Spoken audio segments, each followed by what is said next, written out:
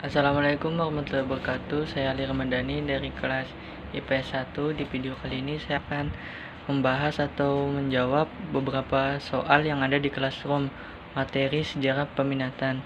Yang pertama itu ada soal mengapa kisah atau peristiwa dalam sejarah ini berbeda dengan kisah dongeng atau novel.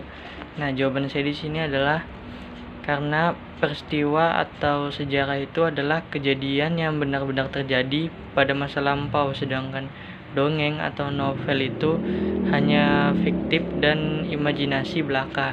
Soal yang kedua itu ada salah satu ciri sejarah sebagai ilmu menurut Kunto Wijoyo adalah memiliki objek. Sebutkan objek yang ada di dalam sejarah tersebut.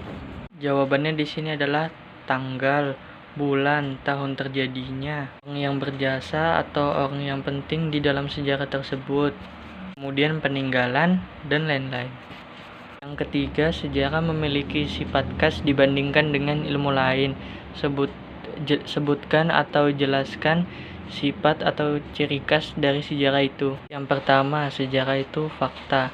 Artinya di sini adalah sejarah itu berdasarkan hal yang benar-benar terjadi dan bukan rekaan manusia belaka. Yang kedua, sejarah itu bersifat ideologis. Artinya di sini sejarah itu menceritakan atau menjelaskan dalam ruang dan waktu. Yang ketiga, sejarah itu unik karena peristiwanya itu kadang hanya bisa terjadi dalam sekali saja di kehidupan manusia.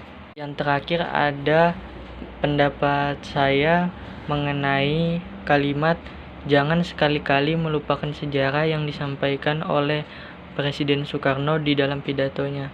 Pendapat saya adalah peristiwa sejarah itu mencakup banyak hal dan berdampak di kehidupan yang akan datang, dan kita sebagai pewaris atau penerus sejarah ini harus menghargai sejarah itu.